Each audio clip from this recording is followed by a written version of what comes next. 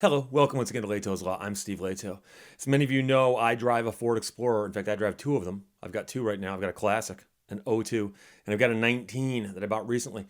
And I talk about these openly. I've always bought American cars my entire life, and I've had people say, "But Steve, Ford builds bad cars," and they'll name some bad car that Ford built, and GM and Chrysler. Most car companies have built bad cars at one time or another. It's simply a matter of how they deal with those problems. And I'll let you know right now that I'm not too crazy about how Ford has dealt with, like, say, the dual clutch transmission problems. And I've reported other problems that Ford has had. And the problem here is that I have to report to you once again that Ford's got another problem. Doesn't affect me, but it affects a lot of people who've got these particular vehicles. And Mitch passed the email along to me. Thank you very much. And it's about a story from WXYZ TV Detroit, WXYZ, which is the ABC affiliate here in Detroit. And the headline says, "Water pump failure costing some Ford owners thousands to repair." So, a water pump is a very common maintenance item over life of a car. Doesn't happen very often. In fact, most of the Explorers I've owned have actually survived my ownership with the original water pump in them. But I've replaced water pumps in cars before. I did it in a 69 Dodge Charger. I replaced the water pump in my Chevy Monza.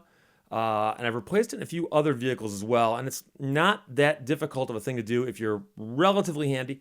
I would never claim to be a mechanic by any stretch of the imagination, and I've done it in my driveway, so it's doable. But the problem is that that's only doable if it's easily accessible. And here's the problem. On thousands of Fords, according to a new lawsuit, that one simple repair can cost as much as $5,000. And I'm here to tell you that when I did the water pumps on my particular vehicles, the repairs never cost over $100 because you buy a water pump and you buy a gasket and you make sure you got the gasket sealer stuff and you do the work. So there's no labor because you're doing it yourself. And the cost of the water pump is not that much. But here's the problem. They give you an example of Lawrence Huckabee, who has a 2011 Ford Flex. It's in a Milford, Ohio repair shop right now in need of a very expensive fix. And he said that it started losing antifreeze and overheating. So he took it into a dealership and they said, well, it's not just a leak, you have a bad water pump. But the problem with many Ford Flexes, Edges, and other vehicles with a particular engine is that the water pump is inside the engine. The water pump is inside the engine. Now, I'm emphasizing that because all the car guys know immediately what I'm talking about. On many cars where you have the traditional engine facing this way, okay, where the crankshaft and the camshaft are parallel to the direction you are driving, okay, not cross-mounted, but just regular, okay. If you pop the hood and look down, there's usually a radiator, and then the radiator fan, and then the fan is often connected to the water pump, or the water pump is right there in the front of the engine, and then there's a wheel on the water pump and the belt that goes around it that drives the water pump. And so you can usually get at this by popping the hood, removing that belt, and then you undo the bolts that hold the water pump in, or if you have to remove the fan, you have to do that first. You then pop it off, and it's right there. The fact that it's inside the engine is a problem. It's powered by an internal chain, not on the outside of the engine, powered by a belt, as with many cars.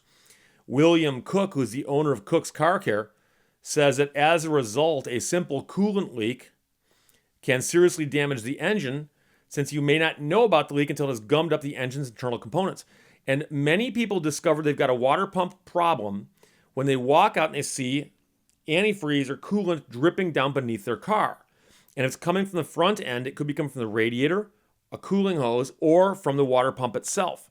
And water pumps, when they go bad, often leak coolant. And that's the first indication they're leaking coolant, and it's coming from there. But if the water pump is inside the engine and starts leaking, you wouldn't know it. If it's leaking it elsewhere into the engine, it's like internal bleeding. How would you know about it?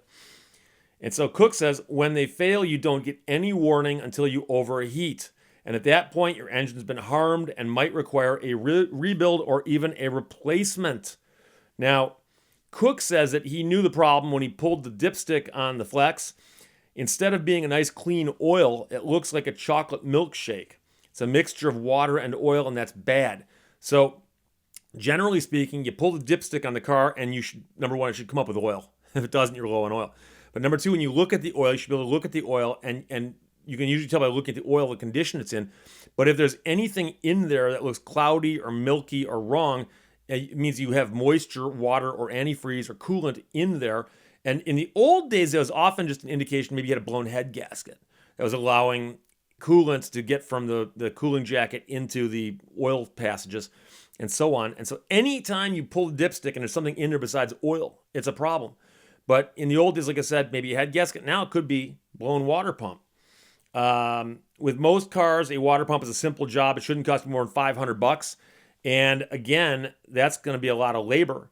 But I realize nowadays there's been an escalation in prices of parts as well as labor. But these vehicles we're talking about have the V6 Duratec engine. And we know this because there's been a lawsuit filed, a class action lawsuit filed about last year. One plaintiff in that case said it cost $7,000 to replace the engine. Huckabee said he couldn't afford a new engine, so Cook quoted him $3,000 to replace his engine, saying that they could repair the water pump for $1,800, but they were worried about the fact that there might have been other damage done to the vehicle by having that bad oil in the system. The oil is contaminated with the antifreeze. CarComplaints.com says attorneys are asking Ford to help owners of Flexes, Edges, and other vehicles with this particular Duratec engine, but not all Duratecs or model years have the internal water pump. So you're going to need to figure this out. You can get a list of the specific vehicles that are included in the lawsuit by clicking a link here, which I will put below. Save you the trouble. But unless that happens, Huckabee says he can't get his Flex back on the road. Huckabee says, I don't make that kind of money, and with a daughter at home who's disabled, I can't afford anything like that. WXYZ out of Detroit contacted Ford, and a spokesperson told them the company does not comment on lawsuits. However, she agreed to look into Huckabee's claim in the event that the company has any goodwill program that can offer him any help. And they say that, you should try not to waste your money. And apparently they've now registered and trademarked the phrase, don't waste your money. And don't waste your money is a registered trademark of Scripps Media. Why not? So again, you're going to want to find out if you've got one of those Duratec engines, whether or not you've got the internal water pump. And if you do, you got to watch it. And by watch it, I mean that you need to get the oil checked regularly, even if that means you yourself going out and pulling the dipstick from time to time, because you won't have much time if the antifreeze starts leaking into the oil. And that's the problem, So, I know in the old days, people used to say, well, it's kind of silly that the water pump goes bad and it starts leaking antifreeze out of the car. Antifreeze is not good for the environment. In fact, antifreeze is poisonous. And very small amounts of drips here and drips there probably is not going to kill anybody. But if you have a large accumulation of it and a dog comes by, for instance, antifreeze can have a very sweet smell to it, especially to animals who don't know what it is. And if you've ever smelled antifreeze, like pop the cap on your radiator when safe to do so, and smelled it, it actually has a very distinctive but sweet smell to it. And it is poisonous, and in enough quantities can cause harm to you and or anybody else who ingests it. So generally speaking, we don't want this stuff getting out into the environment. But of course, getting into the oiling system on your car without you knowing it is going to cause other problems. It's not going to poison your pet. It's going to damage your engine. So my advice to you is, again, if you have one of these vehicles, check the link below to see if your car is on the list of vehicles with the internal water pump. And if you've got the internal water pump, you're going to need to start checking your oil periodically. And by periodically, I mean more than you've been checking it lately. I remember back when I read the article off my phone. Now my phone just dings because why wouldn't it? I remember in the old days when I worked at a gas station and I'd walk out and we'd be pumping gas and you say, may I check your oil? And we were actually given a slight bonus if we sold oil. Not a big one, but we were encouraged to do so. And, we wouldn't sell oil to people who didn't need it, but the scary part was that somebody'd always pull in some beater of a vehicle. And you say, can I check your oil? And they say, sure. And you pop the hood and you pull up the dipstick and it's smoking and dry. And you put it back in, you pull it back out, and it's cooked. The dipstick is, this color. And you go, excuse me, but you're down at least 2 quarts of oil, and you're always scared they're going to accuse you of doing something. What did you do? Where did my oil go? And once in a while you get somebody to go, oh yeah, it does that. Can you put in a couple of quarts and see what happens? and you pour in 2 quarts of oil and you stick the dipstick back in, and now you pull it up and there's just a drop at the tip of the stick. You say, I think you need one more. And you put in a 3rd quart. And now it's up on the stick, but it's still not full. And you realize this person drove in here on like 1 quart of oil. And by the way, the oil filter itself holds about a quart. So that's a testament to how well built engines were back in the 60s, especially American built cars, 60s and 70s. And I'm sure you've seen the demonstrations, and if you haven't, look them up. They'll take a small block Chevy, for instance, on an engine stand and just punch a hole in the oil filter and let the oil drain out of it while it's running. And they'll run for a while. It's surprising how long they'll run with low oil, let's put it that way. But the problem, of course, like I said, is when stuff gets in and contaminates the oil. And there are parts of your engine that aren't going to stand for that for very long, especially nowadays, because engines are built. It's not that they're built less durable, but they just, I think, have a lot more things in them that are narrow tolerances.